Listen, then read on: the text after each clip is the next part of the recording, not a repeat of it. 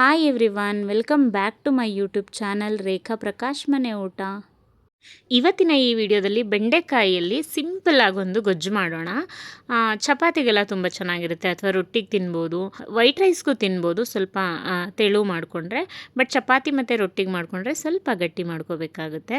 ತುಂಬ ಟೇಸ್ಟಿಯಾಗಿರುತ್ತೆ. ಎಷ್ಟು ಕ್ವಿಕ್ಕಾಗಿ ಆಗುತ್ತೆ ಅಂದರೆ ಟೊಮ್ಯಾಟೊ ಗೊಜ್ಜು ಮಾಡ್ತೀವಲ್ವ ಅಷ್ಟು ಕ್ವಿಕ್ಕಾಗಿ ಮಾಡ್ಬೋದು.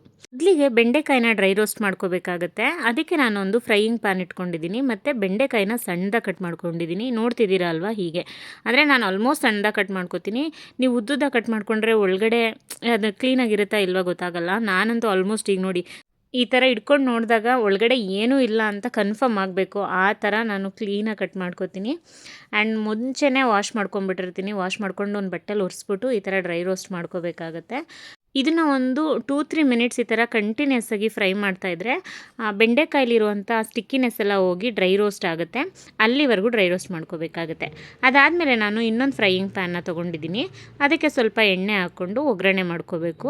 ಒಗ್ಗರಣೆಗೆ ಸಾಸಿವೆ, ಜೀರಿಗೆ ಮತ್ತು ಕರಿಬೇವಿನ ಸೊಪ್ಪು ಮತ್ತು ಸ್ವಲ್ಪ ಒಣಮೆಣ್ಸಿನ್ಕಾಯಿ ಇಷ್ಟನ್ನು ಸ್ವಲ್ಪ ಗ್ಯಾಪಲ್ಲಿ ಹಾಕ್ಕೊಂಡು ಫ್ರೈ ಮಾಡ್ಕೋಬೇಕು. ಮತ್ತು ನಾನು ಆಲ್ಮೋಸ್ಟ್ ಎಲ್ಲ ವೀಡಿಯೋಸಲ್ಲೂ ಹೇಳ್ತೀನಿ, ಕರಿಬೇವಿನ ಸೊಪ್ಪನ್ನ ವಾಶ್ ಮಾಡಿಬಿಟ್ಟು ಹಾಕ್ಕೊಳ್ಳಿ, ಯಾವುದೇ ಕಾರಣಕ್ಕೂ ವಾಶ್ ಮಾಡ್ದೇ ಹಾಕೋಬೇಡಿ. ಇವಾಗ ಇದನ್ನು ನೀಟಾಗಿ ಸ್ವಲ್ಪ ಫ್ರೈ ಮಾಡ್ಕೊಳ್ಳೋಣ. ನೆಕ್ಸ್ಟ್ ಇದಕ್ಕೆ ಒಂದು ಈರುಳ್ಳಿನ ಸೇರಿಸ್ಕೋಬೇಕು. ಈರುಳ್ಳಿನ ಸ್ವಲ್ಪ ಸಣ್ಣದಾಗಿ ಕಟ್ ಮಾಡಿಕೊಂಡು ಸೇರಿಸ್ಕೊಳ್ಳಿ. ಈರುಳ್ಳಿ ಗೋಲ್ಡನ್ ಬ್ರೌನ್ ಆಗೋವರೆಗೂ ಎಣ್ಣೆಯಲ್ಲಿ ಫ್ರೈ ಮಾಡ್ಕೋಬೇಕಾಗತ್ತೆ. ಇಲ್ಲಿ ಈರುಳ್ಳಿ ಚೆನ್ನಾಗಿ ಬೆಂದಿದೆ. ಇವಾಗ ಇದಕ್ಕೆ ಒಂದು ಟೊಮ್ಯಾಟೊನ ಸಣ್ಣದಾಗಿ ಹೆಚ್ಕೊಂಡು ಸೇರಿಸ್ಕೊಳ್ಳೋಣ. ನಾನಿಲ್ಲಿ 2 to 3 ಮೆಂಬರ್ಸ್ಗಾಗೋಷ್ಟು ಮಾಡ್ತಿದ್ದೀನಿ, ಅದಕ್ಕೆ ಒಂದೇ ಒಂದು ಟೊಮ್ಯಾಟೊ ತೊಗೊಂಡಿದ್ದೀನಿ. ನೀವು ಜಾಸ್ತಿ ಜನಕ್ಕೆ ಮಾಡ್ತೀನಿ ಅಂದರೆ 1-2 ಟೊಮ್ಯಾಟೊ ಸೇರಿಸ್ಕೋಬೋದು. ಹಾಗೆ ಟೊಮ್ಯಾಟೊ ಬೇಯಬೇಕಾದ್ರೆ ಸ್ವಲ್ಪ ಅರಿಶಿನ, ರುಚಿಗೆ ತಕ್ಕಷ್ಟು ಉಪ್ಪು ಮತ್ತು 1 ಟೇಬಲ್ ಸ್ಪೂನಷ್ಟು ಶುಂಠಿ ಬೆಳ್ಳುಳ್ಳಿ ಪೇಸ್ಟ್ನ ಹಾಕಿ ಮತ್ತೆ ನೀಟಾಗಿ ಮಿಕ್ಸ್ ಕೊಡಬೇಕಾಗುತ್ತೆ. ಇದೆಲ್ಲ ಹಸಿ ಸ್ಮೆಲ್ ಹೋಗೋವರೆಗೂ ಹುರ್ಕೋಬೇಕು. ಮೀನ್ವೈಲ್ ಟೊಮ್ಯಾಟೊನೂ ಚೆನ್ನಾಗಿ ಸಾಫ್ಟ್ ಆಗುತ್ತೆ. ಅದಾದಮೇಲೆ ನಾವು ಬೆಂಡೆಕಾಯಿನ ಸೇರಿಸ್ಕೋಬೇಕು. ಬೆಂಡೆಕಾಯಿ ಆಲ್ರೆಡಿ ನಾವು ಡ್ರೈ ರೋಸ್ಟ್ ಮಾಡಿರ್ತೀವಿ. ವಿಡಿಯೋ ಬಿಗಿನಿಂಗಲ್ಲೇ ತೋರಿಸಿದ್ದೀನಿ. ಸ್ವಲ್ಪನೂ ಸ್ಟಿಕ್ಕಿನೆಸ್ ಇರಬಾರ್ದು, ಅಷ್ಟು ಡ್ರೈ ರೋಸ್ಟ್ ಮಾಡ್ಕೊಂಡಿರ್ತೀವಿ. ಇವಾಗ ಇದನ್ನು ನೀಟಾಗಿ ಮಿಕ್ಸ್ ಮಾಡೋಕ್ಕೆ ಬಿಡಬೇಕು. ಮಿಕ್ಸ್ ಮಾಡ್ಕೊಂಡಾದಮೇಲೆ 2 ಟೇಬಲ್ ಸ್ಪೂನಷ್ಟು ಸಾಂಬಾರು ಪುಡಿನ ಸೇರಿಸ್ಕೊಂಡು ಅಗೇನ್ ನಾವು ಪ್ರಾಪರಾಗಿ ಮಿಕ್ಸ್ ಕೊಡಬೇಕಾಗತ್ತೆ.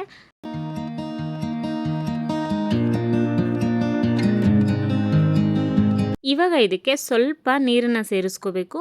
ನೀರನ್ನ ನೋಡ್ಕೊಂಡು ಸೇರಿಸ್ಕೊಳ್ಳಿ, ಯಾಕಂದರೆ ಒಂದೇ ಸಲ ಜಾಸ್ತಿ ಹಾಕೋಬೇಡಿ. ಸ್ವಲ್ಪ ಸೇರಿಸ್ಕೊಂಡು ಈ ಥರ ನೀಟಾಗಿ ಮಿಕ್ಸ್ ಕೊಟ್ಕೊಳ್ಳಿ. ನಾನಿಲ್ಲಿ ಬೆಂಡೆಕಾಯಿ ಗೊಜ್ಜು ಅದನ್ನು ಚಪಾತಿಗೆ ಬೇಕಾಗಿರೋ ಥರ ಮಾಡ್ತಿರೋದ್ರಿಂದ ಸ್ವಲ್ಪ ಗಟ್ಟಿ ಕನ್ಸಿಸ್ಟೆನ್ಸಿಲೇ ಮಾಡ್ಕೊಂಡಿದ್ದೀನಿ.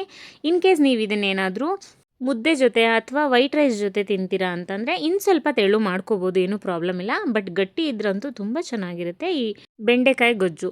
ಮತ್ತು ಹಾಕಿರುವಂಥ ಮಸಾಲೆ ಎಲ್ಲ ಕಂಪ್ಲೀಟಾಗಿ ಬೆಂದಮೇಲೆ ಲಾಸ್ಟಲ್ಲಿ 1-2 ಟೇಬಲ್ ಸ್ಪೂನಷ್ಟು ತೆಂಗಿನ ತುರಿನ ಹಾಕ್ಬಿಟ್ಟು ನೀಟಾಗಿ ಮಿಕ್ಸ್ ಕೊಡಬೇಕು. ಆ್ಯಂಡ್ ಇದರಲ್ಲಿ ತೆಂಗಿನ ತುರಿನ ಸೇರಿಸೋದಂತೂ ಬೆಂಡೆಕಾಯಿ ಗೊಜ್ಜಲ್ಲಿ ಒಂದು ಒಳ್ಳೆ ಟೇಸ್ಟ್ನ ಕೊಡುತ್ತೆ ಅಂತ ಹೇಳ್ಬೋದು. ತುಂಬ ಅಂದರೆ ತುಂಬ ಟೇಸ್ಟಿಯಾಗಿರುತ್ತೆ. ಅದಾದಮೇಲೆ ಲಾಸ್ಟಲ್ಲಿ ಕೊತ್ತಂಬರಿ ಸೊಪ್ಪನ್ನ ಹಾಕ್ಬಿಟ್ಟು ಒಂದು ಮಿಕ್ಸ್ ಕೊಟ್ಬಿಟ್ಟು ಸ್ಟವ್ ಆಫ್ ಮಾಡಿಕೊಂಡ್ರೆ ಮುಗೀತು.